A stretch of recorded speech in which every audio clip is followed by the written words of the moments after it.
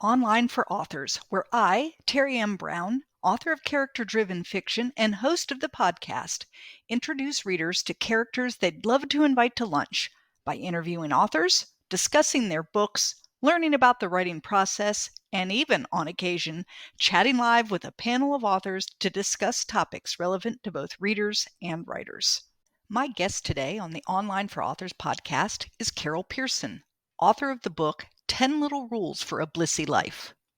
In my book review, I stated that Carol wrote 10 Little Rules for a Blissy Life after her world, in a matter of 8 weeks, fell apart. Her daughters were moving out to start their own lives, her husband had lost his job, they realized their marriage was over, and her own income stream was destroyed by her business partners. Despite being broke, homeless, and dealing with interpersonal relationship issues, Carol was the happiest she had ever been. Why? She had begun living her life by her own rules rather than the rules given to her by her parents, society, and the shoulds residing in her head. Carol offers readers the 10 rules that helped her navigate through these big changes and offers great questions and journaling space to help you find where you might be stuck. The best part is that these are merely a starting point. She encourages readers to dig deep and discover their own rules for being happy in this life. This is a perfect book for anyone going through change and wanting to figure out how to do so gracefully.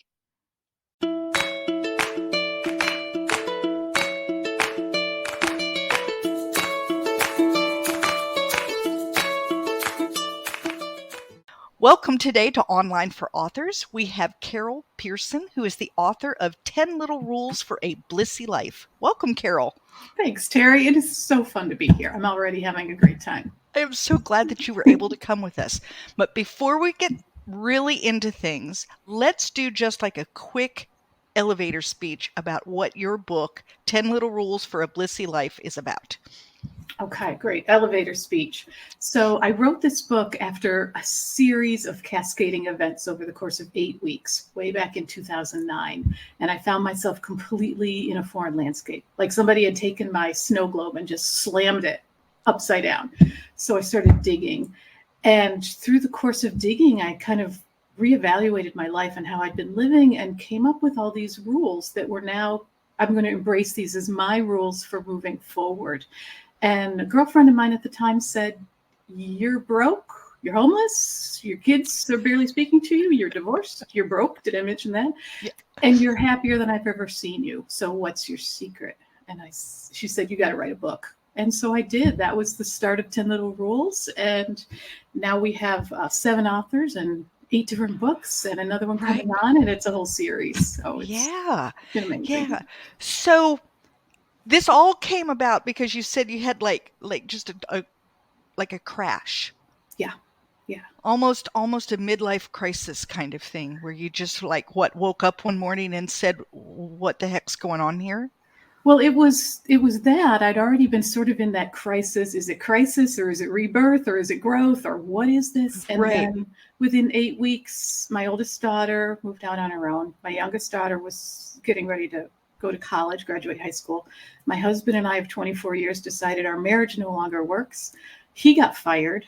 My business partners went nuts and destroyed my income stream, all within the course of a couple of months. Wow. And so, yeah, it was a crisis at the time, but it was really the biggest gift because I was able to really reevaluate what is going on in my life and how do I want my next half to look. Right. Sometimes I know that has been true for me. I lived in an emotionally abusive relationship for 14 years, and I had drawn one line in the sand, just one. And if you cross that line, I'm done. And he crossed that line because that's what emotionally abusive people do. And I left. And now I look back at that and I think, oh, thank goodness he crossed that line, because everything from that point forward has been different. And better and happier and all of those things. And so it's that same kind of thing where sometimes in the moment, it feels like your whole world has just been ripped to shreds. And then when you have a chance to kind of walk out of that, it's like, oh yeah, well, it was ripped to shreds, but it needed to be. It needed to be. burned to the ground. Yes. Yeah. Yeah. Yeah. I remember you sharing that story when we met in Southport a couple of years Yeah. ago, and I could see it in your face, the way you lit up when these at the horrible point of your life. It really was a gift. Yes. And I often, even to, so it's been, I got out of that relationship in 2017. And so 7 years later, I still wake up some mornings and think, oh, thank you for crossing that line. Oh, I'm so glad you crossed that line.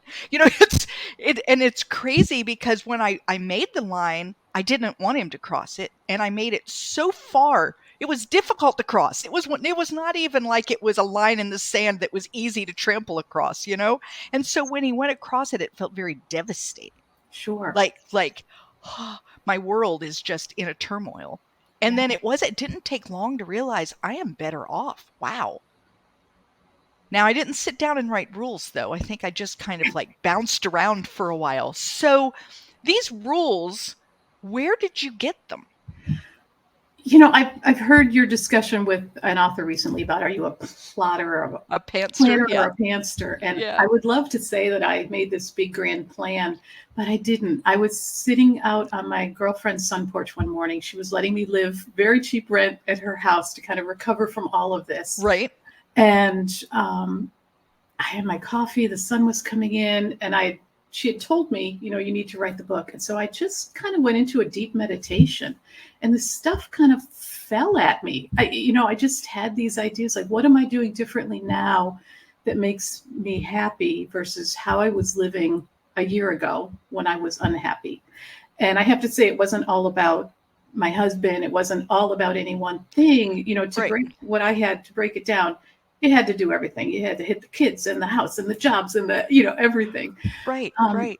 And I just started realizing, well, okay, now I'm meditating. So what does that mean? It means I'm getting to source, which means I can really listen to my heart, which means I can really understand the choices that I'm making and so on. And they just it just cascaded. And then once I had those rules sort of sketched out, I was able to go in and kind of pull examples out of my life of where this would apply. And it's just lucky. So no, I think that it wasn't lucky as much as is you have the ability, and not everyone does. Well, I think everyone has the ability if they're willing to do it, but you had the ability to tap into your internal, our minds are amazing things, and we have things in there that if we would listen to them, but we're so busy. Right. We're so busy running from thing to thing to thing, and to-do list, and, point A to point B, that we sometimes don't stop and listen to our hearts and our minds that are telling us, this isn't right. And you're like, yes, but I don't have time to deal with that right now. Yes, dinner's burning, or dinner's yeah. I've got life to do. I can't handle this right now. Because the same thing, when I was in that relationship, I knew it wasn't a good relationship. Mm-hmm.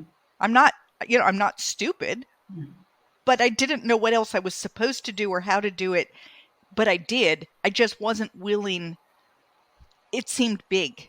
And I think sometimes change seems too big. It's better the devil you know than the devil you don't. So you kind of were forced into the devil you don't, I was. Bam. I fought it. Right. And I was raised Irish Catholic, 60s and 70s, by a pretty strict set of rules on how life should be. My parents had been married forever. They were actually active in their church in engaged couples counseling, marriage encounter, the whole thing, right? So the idea of leaving my marriage, even though it wasn't that bad, right? One of those things that just unhappy here. The idea of making some choices I was now going to be making. The hardest part about all this was sitting down and talking to my parents about it, just thinking they would be judging me. They were amazing. They were open hearts, open minds. It was amazing. But, you say sometimes you can't really hear what your heart's saying, and it's so true. And then sometimes you don't want to hear it. You don't want to hear it. Just not going to go there. You're maybe not ready yet to go there. Like it's going to require, what you went through required you to do things. You had to make changes in yourself. You didn't just write rules and then walk on.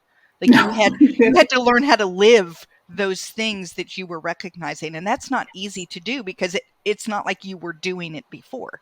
Correct. So now you have all this new stuff to do. And there are times where people aren't really ready to embrace that yet. Mm-hmm.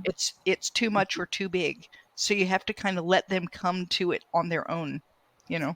And that's the way we design the books, where we have the author narrative and then some questions for the reader. I loved the questions. And then lots of journaling space, because my rules are not your rules. If you had to sit down and write your 10 rules for a Blissy Life, they're not going to be mine. Maybe there'll be some similarities, but we wanted the reader to say, okay, now what's bugging me? How can I apply this to me? And, you know, I have given author talks, and I remember there was a woman in the back row. She was eyed into me the whole time. I knew she was listening. I knew she was interested. And she got up and left. And I thought, okay, maybe your phone rang. I'm not going to. Turns out that something struck her about her own life that was so deeply and intensely painful. And she realized in that moment she had to make a change, that she just had to leave the room and go do something about it. And, that's what I said when I went through all the challenges of learning how to self-publish books and all of this 13 years ago. Crazy. I said, if it helps one person, it's worth it. Right. And so I see that one person that it helped, and we're going to keep going. We're going to keep doing this. Absolutely. So my favorite of your 10 rules was number 10, which was every night give thanks. It is something that I don't do it every night. I just tried sometime during the day. Mm-hmm. I try to find something that I am thankful for, especially on crappy days. Yes. Like on good days, it's easy to find things you're thankful for. It's really, really, really easy, because so many good things are happening. It's like, which of the 432 things can I pick today? But some days just aren't as good as others. Yeah. And some days are actually downright horrible. Yeah. And even on those days, you can find something. And I love that. So this was like, oh, that's like my whole mantra right there is, find a way. I'm a very optimistic person, even in the face of some really non-optimistic things happening. And that's one of the ways I do it is there's always good going on, even in the midst of bad things.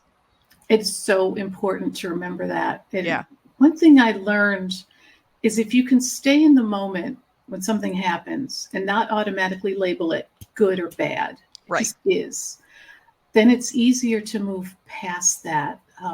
You live in North Carolina, yes? And we did until recently. And just one example, one of the many hurricanes we seem to have gotten over the last several years, and we're sitting in our living room and tornado sirens are going off, and then we heard this bang, crash, bang, bang, and it was the shutters ripping off the front of our house.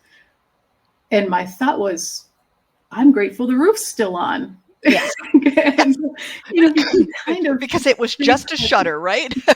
We knew we were going to replace them anyway. We had already decided, let's wait till after hurricane season. So, it just, if there's one piece of advice I would give to anybody who's going through something, is really try to take that moment. And maybe the only good thing you can remember is that the lady that checked you out at the supermarket said, have a great evening, or But there's going to be something during that day. Someone did something, or you looked outside and the sunset was beautiful that day, or it was warm, and so when you went to get the mail, you didn't need your jacket, or like literally you can like make it, find it. You had a cup of coffee. Had a cup of coffee and it tasted good. Yeah. That was a good cup of coffee, and I think sometimes it sounds trite to someone who's like, look, I'm suffering. What do you mean? I had a good cup of coffee. But I've just noticed for me that if I can focus on anything positive, the negative doesn't seem to have the same hold on me. Mm-hmm. I agree with that, Terry. And it's true. There are people in dire situations, and I don't want to say you can journal your way out of. No. I mean, you can't cup of coffee out of a bad situation. No. But you can help change your mindset. There's a book, I can never remember that. It was a book about someone who was in a concentration camp and they were thankful for the fleas. Have you heard this? So Tim Tim Baum, something, I can't remember. The story is that she was in a women's dormitory, and the fleas were so bad that the guards would not come in. So at night, they had relative freedom inside of their dormitory, and they would read to one another, and they had that ability to associate and feel more human. Mm-hmm. And she was always thankful for the fleas. That's And incredible. so even in this horrible, I mean, that's a horrible situation. That is, there's nothing good about that situation. And yet she was still able to find this ability to be thankful. It's amazing. Yeah. And so I think I just love that idea. I love that idea. Which of the 10 are your favorite? Oh, that's a tough question. I know. It depends on where I'm at, right? Yeah. Right. Right now, number 8, create beauty. I'm in a new home, in a new area, near family, grandbabies, one coming in a few weeks. Create beauty to me is all about setting up your life. And it can be as simple as, I really need to vacuum today, and that's going to make my home more beautiful. So I go into it with the idea of creating beauty. I'm sewing again, which I haven't done in ages, making little dresses for the girls, planning what my gardens are going to look like in the spring. And even just putting on dinner and maybe putting a little extra garnish on the salmon when it comes, just kind of just up it up a little bit. And to me, that helps me get through the winter. Winters are tough, especially now that we're back north. This winter has not been easy. When you told me you'd move back north, I thought, whew, boy, I'd be hard pressed to find any reason I'd be going back north.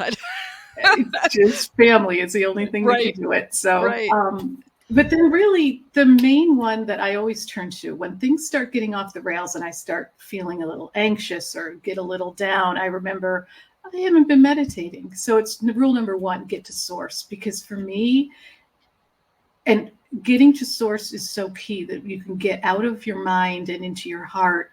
And whether that means meditation or just quiet listening or prayer or however you define your own path to source. Right.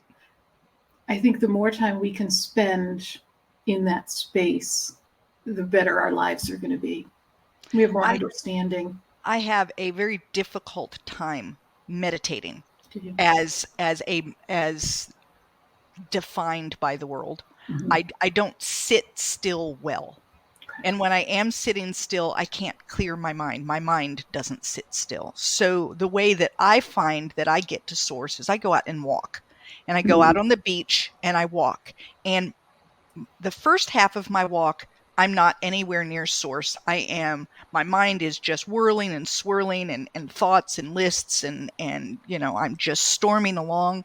And somewhere between the beginning of that walk and the end of the walk, I am now walking I almost feel like in time with the waves. Like I have just become part of the beach, and it's me and I'm it. And then that's when my mind has stopped roaring and racing and I can kind of come to terms. I come to a lot of conclusions while out on the beach, things that it's like, yeah, that's really what I need to be doing, and I can't get to it by sitting in a comfy chair in my house and trying the, 10 minutes of quiet, because my mind won't go there.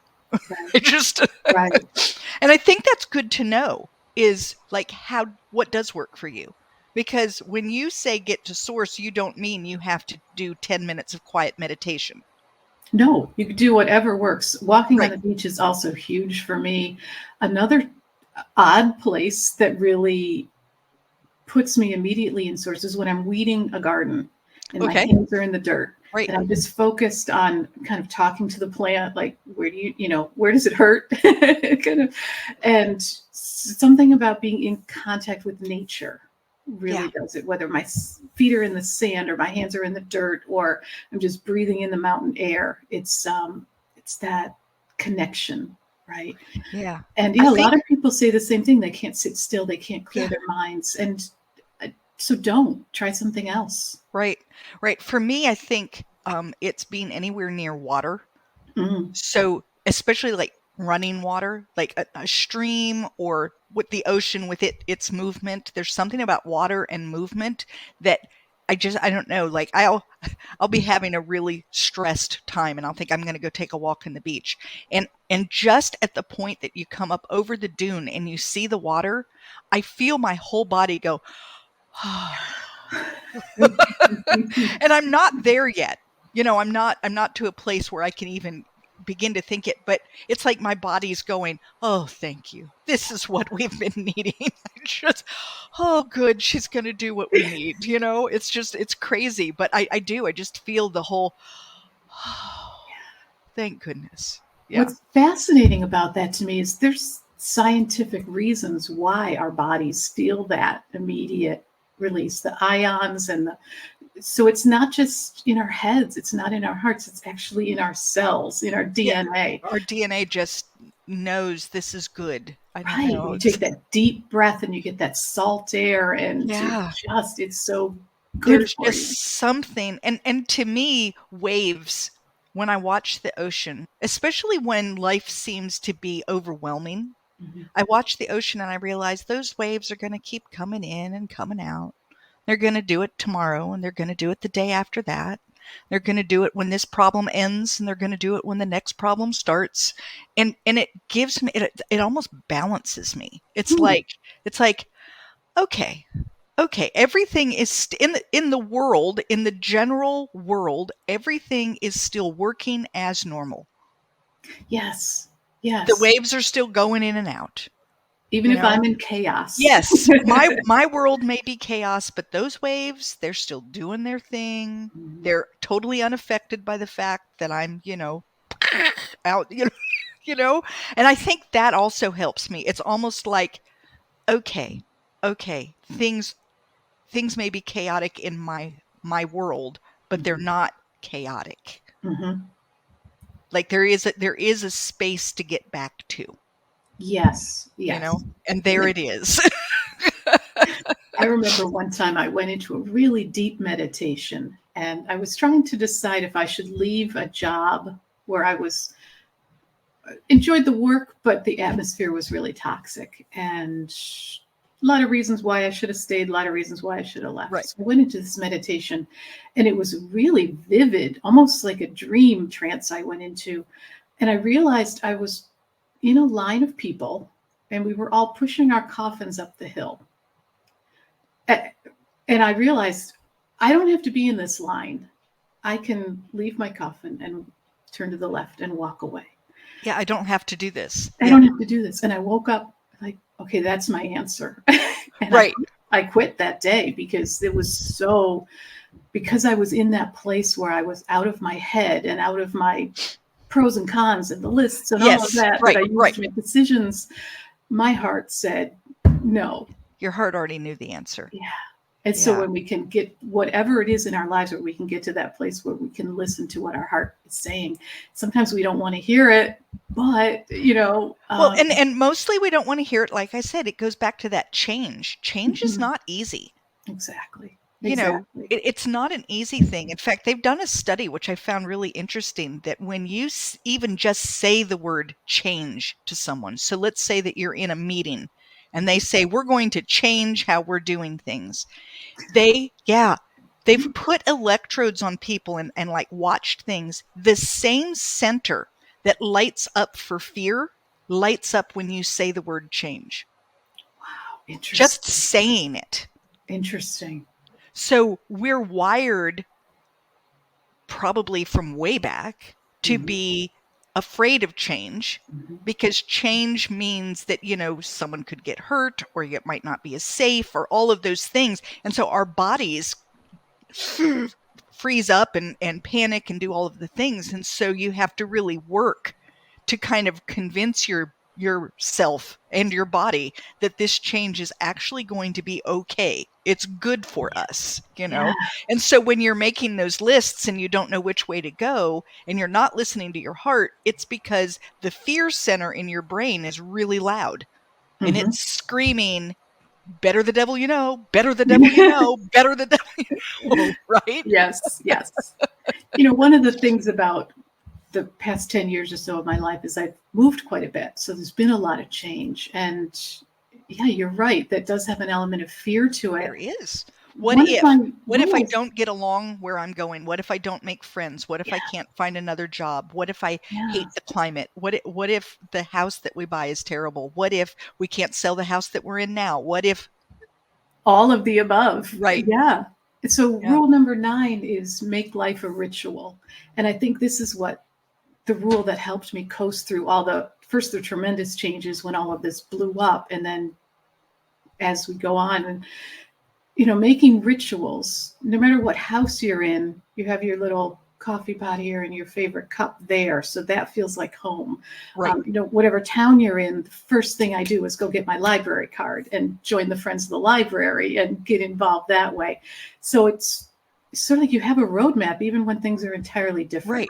Right. And that's where I met you, in fact, because I was on the Friends of the Library down in Southport. And so it's this kind of ritualize the things that bring you joy. Like one of the strange things for me every day is I make my bed. I like to fluff the pillows, get all tidy. And to me, that feels like, okay, I'm ready to start my day. Sometimes, honestly, it's not till noon, but that's okay. It doesn't matter. It's, and for everybody has their own kind of things that make them, that recenter them, I think, and get them ready to take on whatever's new and changed and scary and all of that. So it's a way to go through life accepting the change and honoring the challenge without having it completely throw you off.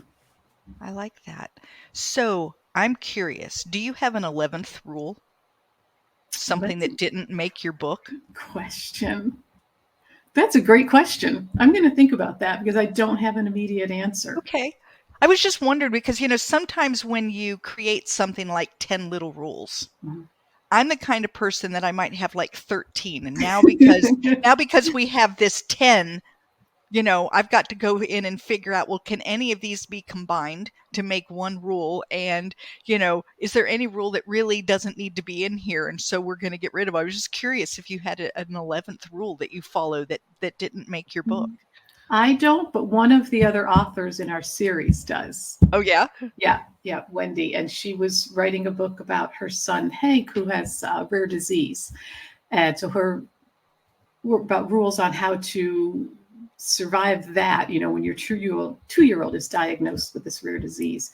And she had an 11th rule. And it's very personal, but she definitely does. Right. So it's interesting. Right.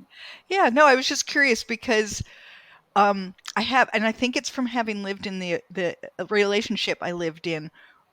The word rules sometimes bothers me a little. Mm-hmm. I don't like rules and boundaries because it makes me feel like someone is trying to control what I'm doing. And so you say 10 and it's like, what if I only have 9? What if I have 11? You do you. That's what I think. And so there's that little. That's I think where that question came from for me. It's kind of like, well, what do you do if you have more? One of the things is we call them little rules for a reason, right? Because we all grew up with rules. We've all had rules forced on us, and so we should all of that. All the shoulds, right? Some little rules, and we're all about. These are our rules. Make your own. Here's the book. Right. It's interesting. You're going to be on Stephanie Affinito's podcast, and she had a podcast about reading rules that made me laugh because it was things about like, are you allowed to start a book and not finish a book? Mm-hmm. Do you have to finish a chapter before you can put the book down? Can you read more than one book at a time? And there's people who feel very strongly about these things, like, oh no, if you start a book, you have to finish it. Yeah. And so she was saying, let's challenge some of those rules. Do you really have to? Is it okay to, and so it reminds me of that when you're talking about those kinds of rules that we all do have rules we live by. Are they ours? Exactly. Because I have guilt when I put the book down and say nope. Yeah, and really, why should you? All you're not saying anything other than this book is not for me. Right. Is that at this time. not allowed? Right. And, maybe like I just read Demon Copperhead, Barbara Mhm. Kingsolver. Stunning book, but I could not finish it. I had to skim the last probably quarter of the book because I knew horrible things were happening in this person's life, And you who I've just grown to love this person. and you And I just couldn't couldn't do it. read You all weren't the in that details. space. Yeah. No. Maybe 10 years from now I can go back and read it, but it was giving me anxiety. Yeah. Stunning, beautiful book. But it not wasn't right now. something that you needed Yeah. at that moment. Yeah, and I think that's good. I like that idea. Maybe then I wouldn't feel so bad about the idea of rules if I understood that they were coming internally. Yes, if they're your own. So they're not Carol is demanding that I follow these 10 rules. No. It's Terry has looked into her own life and here's how she's going to live it. Yes, and I very well might rewrite my rules in 10 years. Who knows? Right. Right. But so that kind of leads me to, are you going to write another 10 rules? I have one coming up in the spring, actually. Do you? I do. It's called 10 Little Rules for Queen Bees. And Tell us more. It came about because during the pandemic, my family went through a lot of epic change. We had 2 weddings, 2 babies, and 2 funerals. Lost both my parents, and then I gained 2 son-in-laws and Right. 2 grandchildren. So it was like this epic shift of the mantle, right? Especially when my mom passed, and it's like my kids said, "You're the queen bee now." And I'm like, I'm not qualified. It's I kind of dwelled with that quite a bit and realized, okay, I have to create some rules now for how this goes, what I want my hive to look like, right? And so it's evolving into a new book. I don't really have the rules fleshed out, but it's the idea of the wisdom of the queen bee and the generosity and how we can form our hive, whether it's by blood, by marriage, by choice, how we form our own hive and thrive within that. Oh, I love that. That's awesome. That is awesome. So if someone is listening right now and they think, oh, I have a wonderful idea for like 10 little rules for whatever it is they've got, what is their next step to contact you? Like if they want to be part of this whole thing? I would love to hear from them. The best way is to go to 10littlerules.com. It's 10littlerules.com, and just click on the Keep in Touch page. You'll find a little link that says contact us. Just drop me an email. I answer my own mail. Would love to hear from them.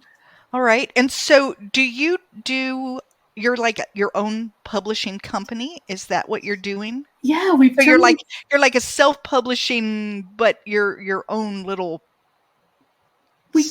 We call it indie publishing. Yeah. Okay. I started with the one book, then you brought on a friend. But okay, we're a publishing company now. So okay. So indie publishing. All right. Indie publishing, indie authors. We're all about supporting people getting their voices out there. Right. And if it resonates, I'd love to hear from them. Fantastic. Well, that's great. Anything else that is coming up for you? So you're writing the Queen Bee, 10 Little Rules for Queen Bee. Anything else that you have coming up that's exciting for you? Yeah, we have our first male author, and it's a professional, aimed at a professional audience, 10 Little Rules for Sharing Your Story, because public speaking is a part of every job these days, and it can be terrifying. And this author is phenomenal at it. And so he's written his rules on how to connect with your audience and share your story so that it's a win-win for everybody. How fun about that. Yeah. And, right now we're in a growth period. We're going to make some changes to our website and some of our branding and all sorts of good stuff. So it's going to be a busy year. Fantastic. Is there anything else that you wish that I had asked you or that we had talked about that I haven't touched? I just wanted to say one thing about Carrie Ann. I just finished Daughters of Green Mountain. Did you? Okay. Beautiful book. Thank you. And I found so much of myself in Carrie Ann as far as the struggle to accept what's changing.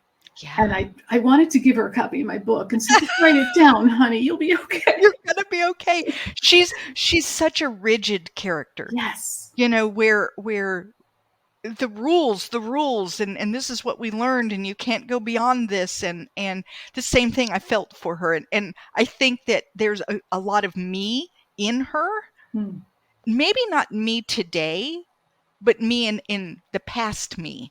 Okay. I was wondering about that. Yeah, well, I mean, I think that we all, I don't know any woman who gets, I'm 60. I don't know how old you are. You don't have to say. Right there with you. Yeah, and so I don't know that anyone can get to be my age where they haven't shifted, where they haven't started to recognize that, like I spent my early years very much living my mother's life. And I don't mean that in a bad way. I was just, this is what I was taught was to happen. And you start to recognize that some of this doesn't feel right for me. And so then you kick against it, and you don't necessarily do it well. And, sometimes I would do things just opposite, just to prove I could. And it wasn't good for me either, And so I feel like, I think maybe we all are a little bit Carrie Ann at some point in our lives, where we're so wedded to an idea, so demanding that what we're doing is right. And that it's not only right for me, but it's right for every single person in the entire world. And all of you have to follow it. And that is all there is to it, period, end of sentence. And then we come to a realization that, well, maybe not. And you handled that realization beautifand And I saw some of myself in that too. Like, okay, she's going to be all right. It's all going to be okay. She's going to be okay. And the character of Carrie Ann, she never becomes her mother, completely open and able, and just, but she becomes who she is. Yes. And is she a little more, conventional, like in terms of like things have to be a certain way? Well, maybe it was always going to be that way, but at least she's now come to terms with, I'm me and other people are other people. And we all don't have to do it the same way, and it's okay, So, absolutely. Yeah. That's I'm glad you liked the book. Really interesting. Oh, I really enjoyed it. My favorite character was actually Dr. McKeithen. Was it? Because he was open-minded and embracing of different ways and not rigid. And he was fantastic. Well, thank you so much. Wonderful. So if anyone wants to reach out to you, they go to 10littlerules.com. They can go to the contact page. And do you have a newsletter or anything else that people might want to be part of? We sure do. You can sign up for the newsletter. You can also connect with us at 10 Little Rules, just on social media. I'm on LinkedIn, Instagram, Facebook, the usual. All of it. Yeah. And yes, newsletter we're going to be coming out monthly with that. And we also have a blog on the website. Would love to hear from you anywhere you want to connect with us. Super. Well, thank you so much, Carol, for being with me today. I am super, super excited that you came on the show. Terry, thank you so much. This has been a blast. I love talking with you about this. All right. Thank you. Thank you. Thank you for listening to Online for Authors, where I, Terry M. Brown, author of character-driven fiction and host of the podcast, introduce readers to characters they'd love to invite to lunch. Tune in next Tuesday for another podcast episode.